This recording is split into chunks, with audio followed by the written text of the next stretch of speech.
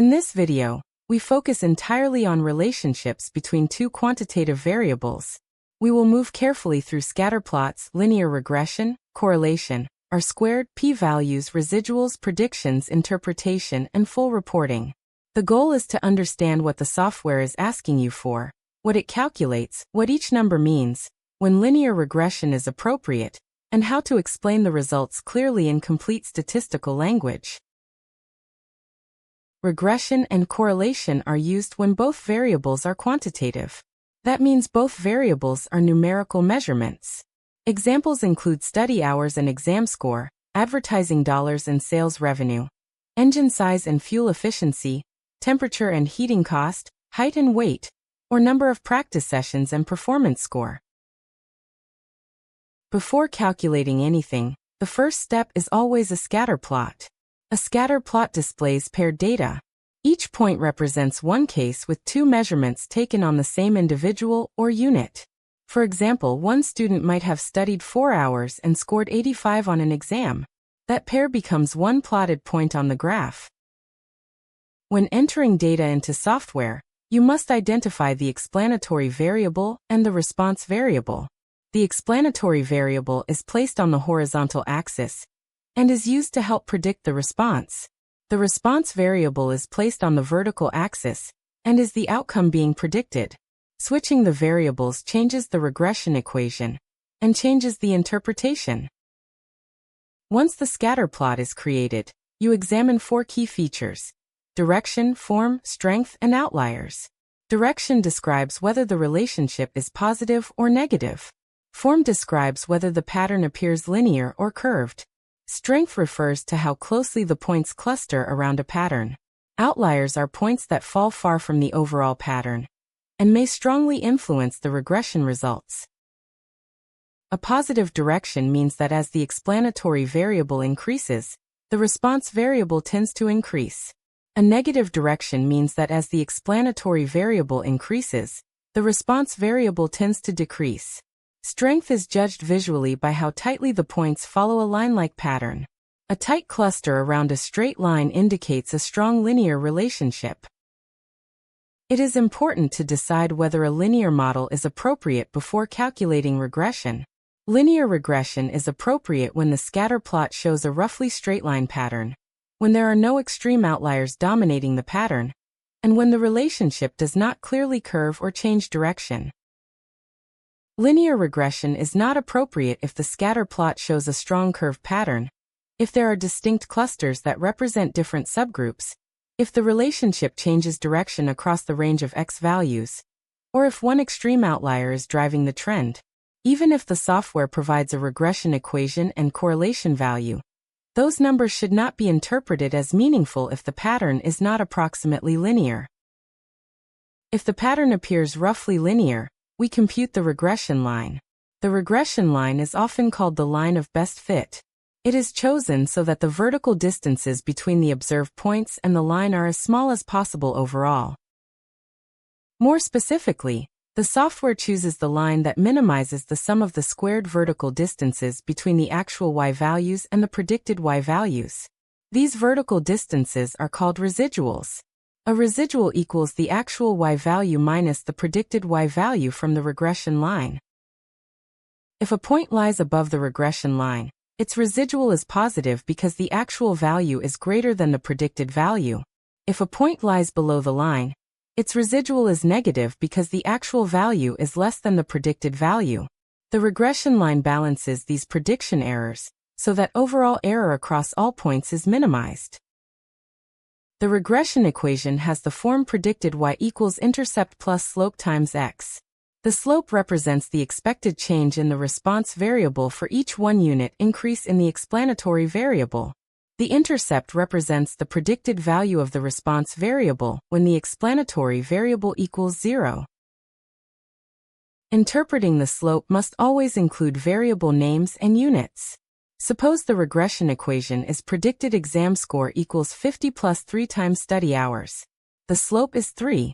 The interpretation is that for each additional hour of study, the predicted exam score increases by 3 points on average. The intercept in this example is 50. This represents the predicted exam score when study hours equal 0. If 0 hours of study is realistic in the context, then this interpretation makes sense. If 0 is outside the realistic or observed range, then the intercept may not have practical meaning.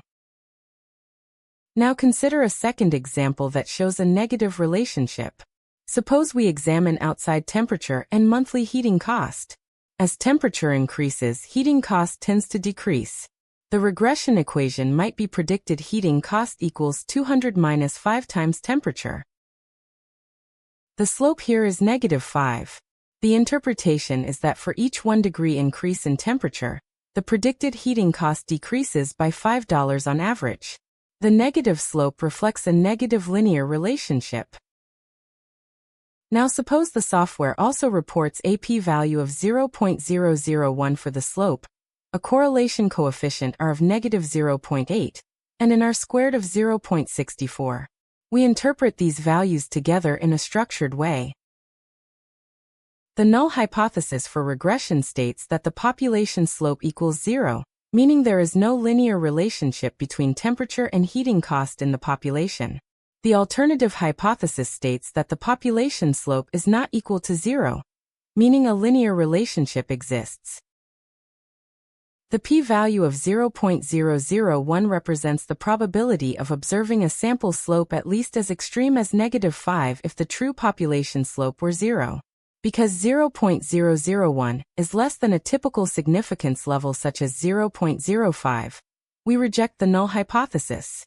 We conclude there is sufficient evidence of a linear relationship between temperature and heating cost. The correlation coefficient R equals -0.8. This indicates a strong negative linear relationship.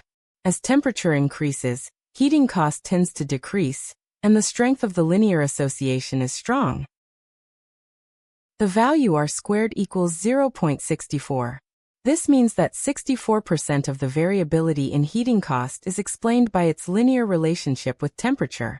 The remaining 36% of the variability in heating cost is due to other factors and random variation. It is important to understand that R² refers to variation in the response variable only. In this example, 64% of the variability in heating cost is explained by temperature through the linear model. It does not mean 64% of heating cost is caused by temperature, and it does not mean 64% of points lie exactly on the line. Now consider what happens if the scatter plot shows a curved pattern.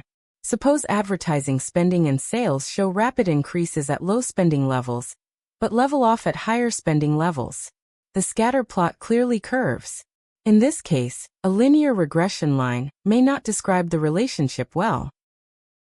Even if the software reports a correlation coefficient close to 0, that does not mean no relationship exists. It means there is no strong linear relationship. The scatter plot may reveal a nonlinear pattern that a straight line cannot capture.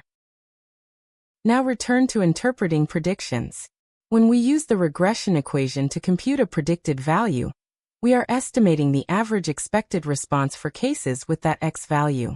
Individual observations may fall above or below the prediction because of residual variation.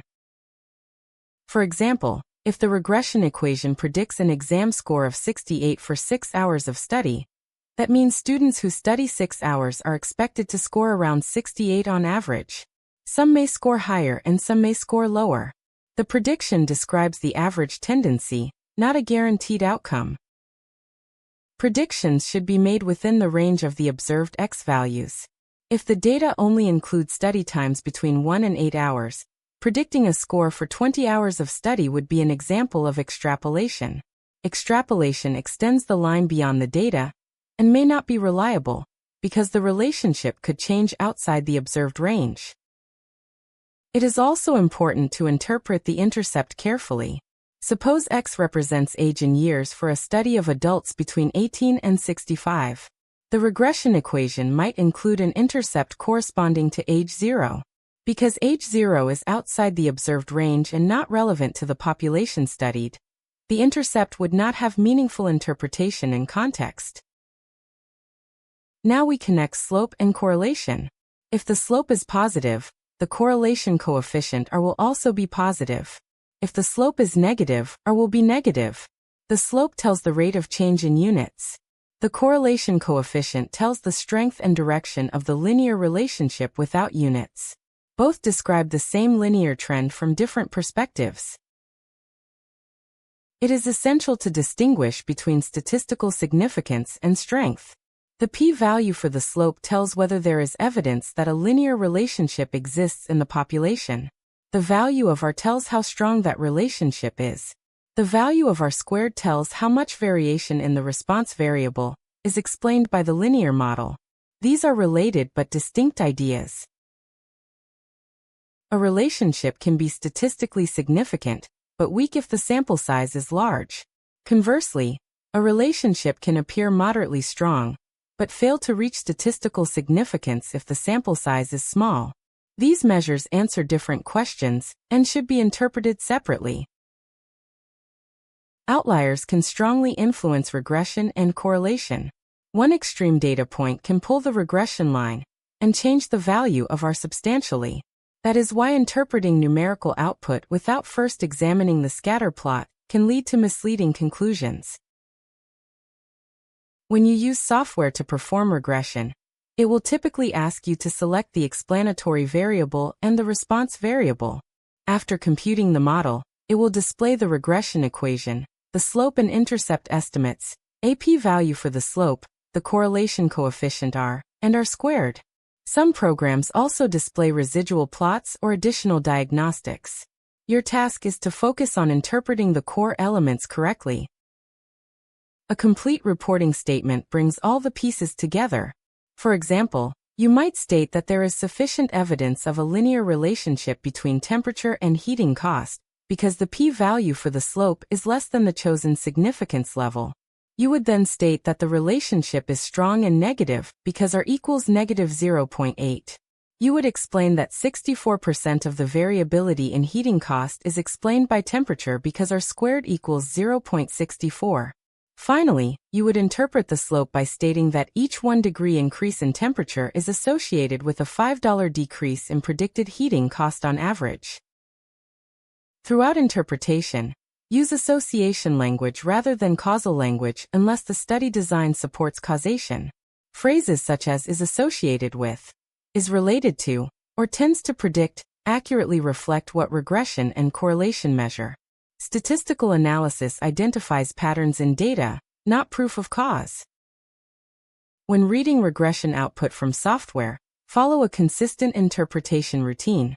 Identify the explanatory and response variables. Confirm from the scatter plot that a linear model is appropriate. Interpret the slope with correct units. Interpret the p-value for the slope as evidence for or against a linear relationship. Interpret R as direction and strength. Interpret R squared as the proportion of variation in the response explained by the model. Then summarize the relationship clearly in context using precise statistical language.